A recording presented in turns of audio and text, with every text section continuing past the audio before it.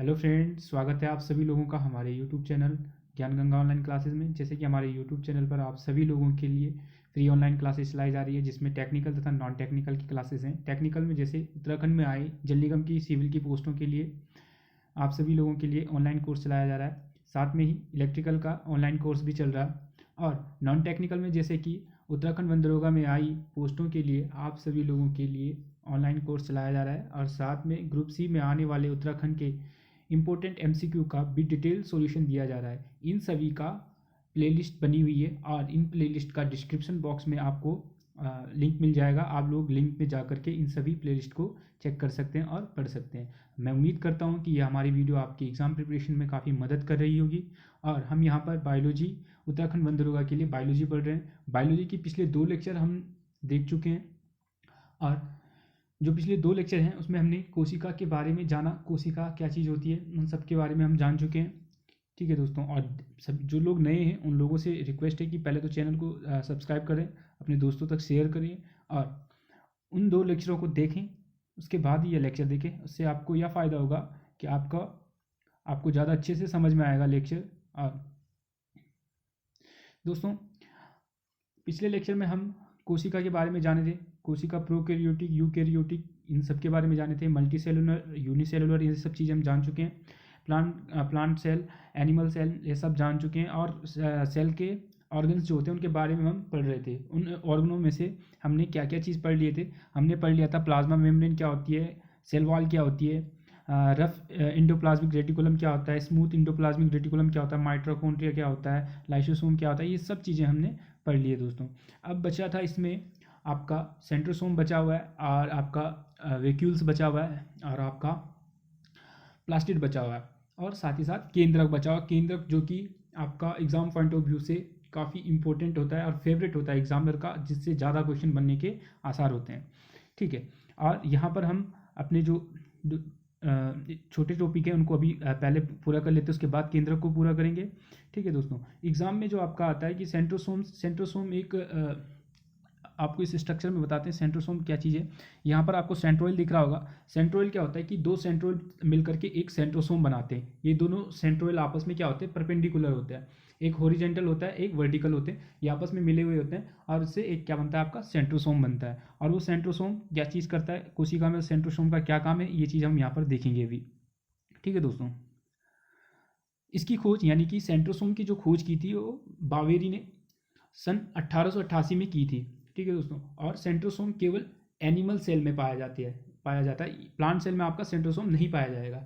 ठीक है, और प्लांट सेल में सेंट्रोसोम नहीं पाया जाता है। और सेंट्रोसोम का जो मुख्य कार्य होता है वो सेल डिवीजन का काम करता है आपका सेंट्रोसोम। और जब हम सेल डिवीजन पढ़ेंगे तो वहाँ पर देखेंगे कि किस तरह से आपका सेंट्रोसोम काम कर रहा है, वो हम वहाँ पर देखेंगे। सेंट्रोसोम से जो सबसे इंपॉर्टेंट क्वेश्चन होता है वो यही होता है जो एग्जाम में आता है कि सेंट्रोसोम की खोज किसने की, जो पूछ लिया जा सकता है। और साथ में ही आपको ये भी पूछ लिया जा सकता है कि सेंट्रोसोम किस में पाया जाता है, जंतु कोशिका या पादप कोशिका। तो आपका आंसर होना चाहिए जंतु कोशिका।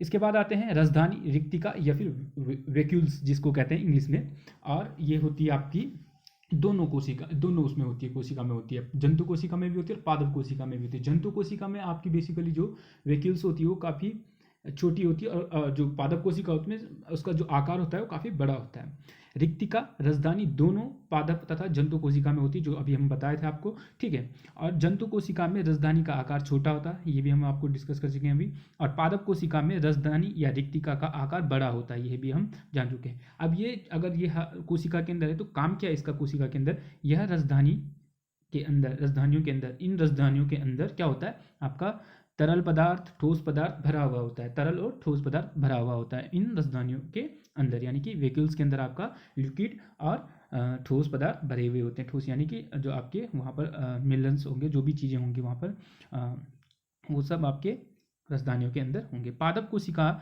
में रिक्तिकाओं के अंदर, जो पादप कोशिका होती है, प्लांट सेल जो होती है, उसके अंदर कोशिका रस यानी कि भरा हुआ होता है, कोशिका रस भरा होता है। और पादप कोशिका में यह कठोरता प्रदान करता है यानी कि हार्डनेस प्रदान करता है। पादप कोशिका पेड़ों में ये क्या करता है, हार्डनेस प्रदान करता है आपका कौन, वैक्यूल्स। ठीक है, सेल्स के अंदर।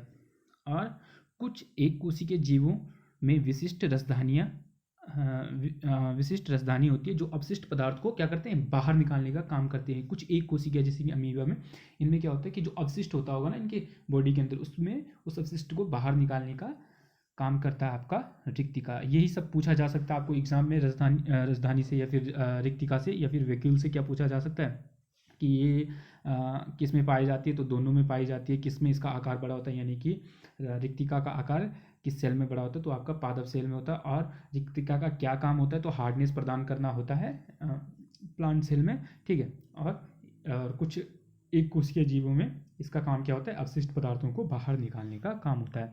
अब आते हैं अपने लवक पर। लवक जो होते हैं वो यह केवल पादप कोशिका में ही पाया जाता है और यह प्रायः 3 प्रकार के होते हैं। ये 3 प्रकार के होते हैं, हरित लवक, वर्णी लवक और अवर्णी लवक।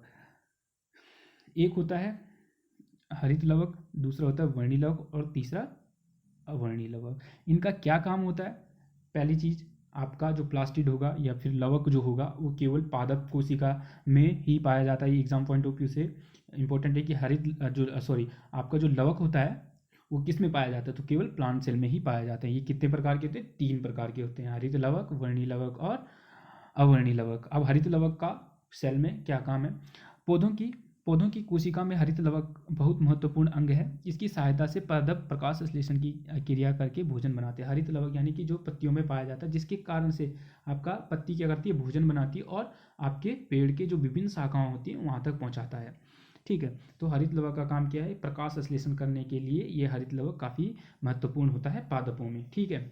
और वही वर्णी लवक का क्या काम होता है, ये प्राय रंगीन लवक होते हैं। क्या होते हैं, कलरफुल प्लास्टिड होते हैं, और जो कि प्राय लाल, पीले व नीले रंग के होते हैं। कैसे होते हैं, लाल, पीले और नीले रंग के होते हैं, जो पौधे के जो रंगीन भाग होते हैं ना वहाँ पर पाए जाते हैं ये आपके वर्णी लवक। जैसे कि पुष्प फलवृत्ति यानी कि फल के जो लेयर होता है ना उसमें जो जैसे सेब का रेड हो गया आपका, और भी फ्रूट होते हैं जो ग्रीन होते हैं, और इन सब के जो आउटर मोस्ट जो भित्ती बनती है ना जो फल की, तो उसमें इन प्लास्टिड का मेन रोल होता है। बीज में पाए जाते हैं ये सब वर्णी लवक, ठीक है। और अवर्णी लवक कहाँ पाया जाता है ये देखते हैं। अवर्णी लवक किधर पाया जाता है, यह पौधों के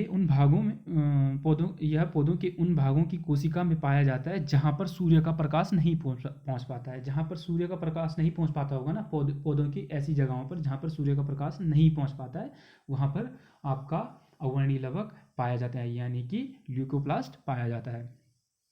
तो सूर्य का प्रकाश कहाँ नहीं पहुँचता है, जड़ तथा भूमिगत तनों में नहीं पहुँचता है, तो वहाँ पर क्या होता है, आपका अवर्णी लवक पाया जाता है। यानी कि जड़ों तथा भूमिगत तनों में, जैसे कि आलू गाजर ये सब चीज़ें, उनमें क्या होगा, आपका अवर्णी लवक होगा, ठीक है।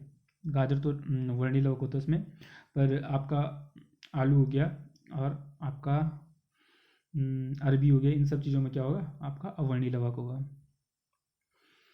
केंद्रक, अब आते हैं केंद्रक पर। केंद्रक काफ़ी महत्वपूर्ण होता है एग्जाम पॉइंट ऑफ व्यू से। यहाँ से बहुत क्वेश्चन आते हैं, जितने भी एग्जाम देखेंगे आप, अगर आप कोशिका से क्वेश्चन देखेंगे तो माइटोकॉन्ड्रिया होगा और केंद्रक हो गए, काफ़ी इंपॉर्टेंट होते हैं, यहाँ से क्वेश्चन बनते ही बनते हैं। तो ध्यान से आप केंद्रक को देखिए। केंद्रक के पॉइंट पढ़ने से पहले एक बार केंद्रक की डायग्राम को देख लेते हैं। केंद्रक इस प्रकार का होता है, हमने पहले भी डिस्कस किया था पिछले लेक्चर में, कि केंद्रक जो होता है उसके अंदर खुद का क्या होता है, न्यूक्लियोप्लास्ट होता है। न्यूक्लियोप्लास्ट यानी कि केंद्रक द्रव्य होता है, और उसके अंदर आपकी केंद्रिका तथा क्रोमेटिन यानी कि धागेनुमा संरचना वाले अंग पाए जाते हैं। उनका क्या काम होता है वो देखते हैं। यहाँ पर आपको दिख रहा होगा कि न्यूक्लियस जो होता है, केंद्रिका होता है, इसका क्या काम होता है वो अभी हम पॉइंट्स में डिस्कस करेंगे आपके साथ। और यहाँ पर आपको न्यूक्लियर एनवलप जो दिख रहा है, यानी कि आप इसको कह सकते हैं न्यूक्लियर मेम्ब्रेन भी कह सकते हैं, यानी कि ये भी एक प्रकार से जो न्यूक्लियर के अंदर जो ऑर्गन है उन सबको क्या कर रहा है, एक ढांचा प्रदान कर रहा है आपका न्यूक्लियर मेम्ब्रेन। और इसमें पोर्स होते हैं, जो आपका न्यूक्लियर होता है, यहाँ पर आपको दिख रहा होगा, जो ये आपको ये वाला पोर्शन यहाँ पर जिसको न्यूक्लियर पोर से दिखाया गया है। तो न्यूक्लियर पोर क्या करता है, आपका न्यूक्लियस होता कहाँ है, न्यूक्लियस जो आपका होता है वो साइटोप्लाज्म के अंदर होता है। साइटोप्लाज्म किसको कहते हैं, कोशिका द्रव्य। कोशिका के अंदर कोशिका द्रव्य होता है, और उस कोशिका द्रव्य के अंदर आपका न्यूक्लियस होता है। वो न्यूक्लियस जो होता है, साइटोप्लाज्म जो पोर्स होते हैं ना, जो न्यूक्लियस के जो पोर्स होते हैं, वो साइटोप्लाज्म और न्यूक्लियोप्लाज्म के बीच में जो क्या बनाए रखता है, एक रिलेशन बनाए रखता है। उनके बीच में जो कुछ चीज़ की जो आपस में आवश्यकताएं होती होगी वो आपस में क्या कर लेते हैं, ट्रांसमिट कर लेते हैं कि भाई मेरे को ये चीज़ चाहिए, तो न्यूक्लियस ले लेता है। और अगर साइटोप्लाज्म में कोई चीज़ होती है, ज़रूरत होती है, तो वो न्यूक्लियस से ले लेता है इनपुट्स की मदद से। ये आपके न्यूक्लियस के इम्पोर्टेंट पॉइंट होते हैं, हम इनको डिस्कस करेंगे। जो केंद्रक है, केंद्रक की जो खोज की थी वो सर रॉबर्ट ब्राउन ने 1831 ईस्वी में की थी। आ सकता है कि एग्जाम में आ सकता है, क्या आता है बहुत बारी ये क्वेश्चन कि केंद्रक की खोज किसने की, तो रॉबर्ट ब्राउन ने की, और कोशिका किसने की, रॉबर्ट हुक ने की। तो इसमें काफ़ी कंफ्यूज हो जाते हैं बच्चे, तो गलत आंसर भी लग जाता है। तो ध्यान रखेंगे, केंद्र की खोज रॉबर्ट ब्राउन और कोशिका की खोज रॉबर्ट हुक ने की थी। और कब की थी, 1831 में की थी। केंद्रक कोशिका द्रव्य के बीच में पाया जाता है, जो कि हम अभी डायग्राम से डिस्कस भी किए थे। केंद्रक के भीतर केंद्रक द्रव्य भरा होता है, ये हम पहले भी जान चुके हैं। केंद्रक द्रव्य केंद्रक के अंदर, कोशिका के अंदर कोशिका द्रव्य, और ये दोनों द्रव्य मिलकर क्या बनाते हैं, कोशिका के अंदर केंद्रक द्रव्य और कोशिका द्रव्य आपका जीव द्रव्य यानी कि प्रोटोप्लाज्म बनाते हैं। ये भी बहुत इंपॉर्टेंट पॉइंट है, ये क्वेश्चन आ सकता है एग्जाम में कि प्रोटोप्लाज्म किन चीज़ों से मिलकर बना होता है, तो आपका केंद्रक द्रव्य और कोशिका द्रव्य से मिलकर बना होता है। अगला पॉइंट है यहाँ पर केंद्रक झिल्ली से घिरा हुआ रहता है, जो मैंने अभी बताया था वहाँ पर आपको दिखाता होगा डायग्राम में कि न्यूक्लियर एनवलप जो दिख रहा है आपको, तो यानी कि यही आपकी क्या है, सेल मेम्ब्रेन है, वो जो उससे घिरा रहता है। ठीक है, केंद्रक में छोटे छोटे छिद्र होते हैं, जिसको मैं अभी बता रहा था कि पोर्स हैं, वो क्या काम करते हैं, जीव द्रव्य और केंद्रक द्रव्य के बीच में संबंध बनाए रखता है। ठीक, आप और केंद्रक को कोशिका का कंट्रोल रूम कहा जाता है। बहुत इंपॉर्टेंट क्वेश्चन है, यानी कि केंद्रक जो होता है ना कोशिका का, ऐसा है कि मतलब कोशिका को अगर ऑपरेट करवाना है तो कौन कर रहा है, उसका जो हेड है तो कौन है। जैसे किसी स्कूल का इम्पोर्टेंट जो ऑपरेट करवाता है, कौन करवाता है, प्रिंसिपल करवाता है। तो ऐसे ही इस कोशिका का प्रिंसिपल या कंट्रोल रूम कह लीजिए, कुछ भी कह लीजिए, मेन ऑर्गन है जो न्यूक्लियस होता है, केंद्रक होता है। ऐसे ही केंद्रक के अंदर क्या पाया जाता है वो चीज़ देख लेते हैं। उसमें पाया जाता है केंद्रक के अंदर जो होता है क्रोमेटिन तथा केंद्रिका पाई जाती है। केंद्रिका जो होती है किसी में एक पाई जाती है, किसी में नहीं पाई जाती, किसी में बहुत सारी पाई जाती है, जो काउंट करने में बहुत सारी होती हैं।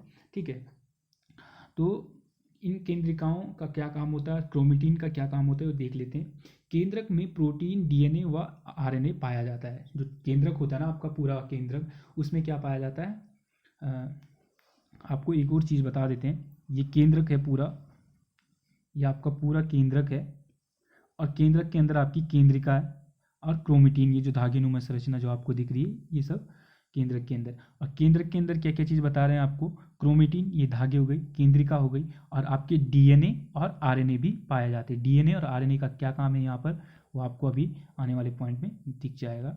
ठीक है, तो आते हैं पॉइंट पर कि केंद्र के अंदर प्रोटीन, डीएनए व आरएनए पाया जाता है। क्रोमेटिन जो होता है केंद्रक का, क्रोमेटिन जो होता है वो केंद्रक में एक जालनुमा संरचना होती है, जो कि हमने भी देखा, और वो जो कि डीएनए से बनी होती है। क्रोमेटिन किस चीज़ से बनी होती है आपकी, क्रोमेटिन बनी होती है आपकी डीएनए से मिलकर बनी होती है।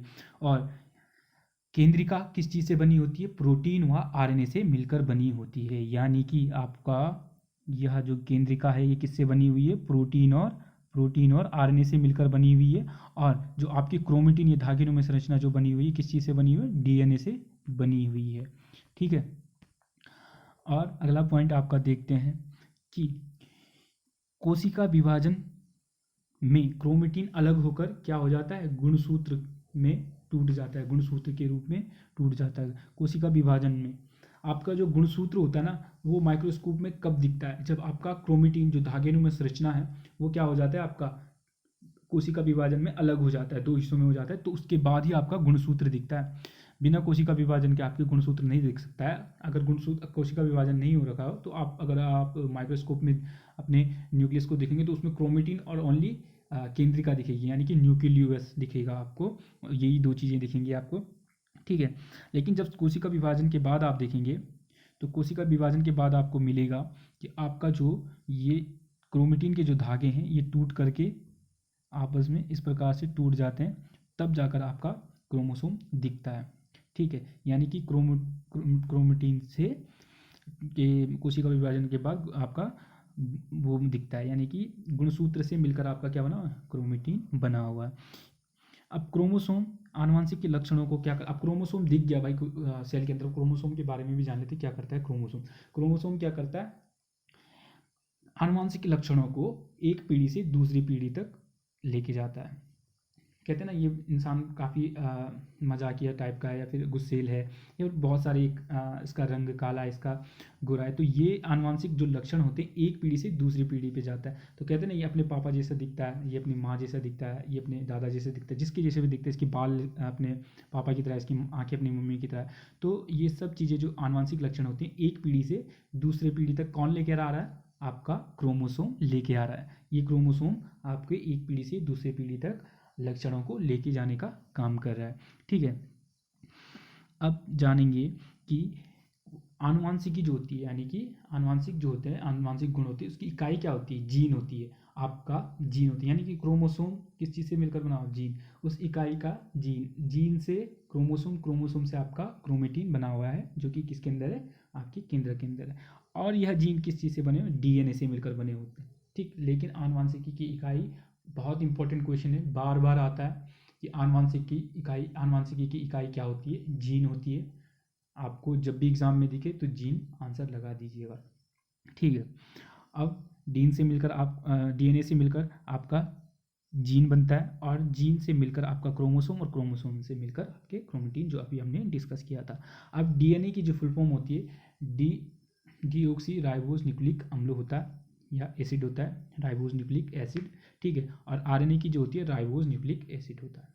ठीक, ये दो इम्पोर्टेंट चीज़ें हैं जो आपको एग्जाम में पूछ ली जा सकती है, कि इनकी फुल फॉर्म भी पूछ ली जा सकती है, कि डीएनए की फुल फॉर्म क्या होती है और आरएनए की फुल फॉर्म क्या होती है। डीएनए की होती है deoxy ribose nucleic acid, and RNA की क्या होगी, राइबोज न्यूक्लिक एसिड। ठीक है, और प्रोकैरियोटिक सेल में गुणसूत्रों की संख्या क्या होती है, केवल एक होती है।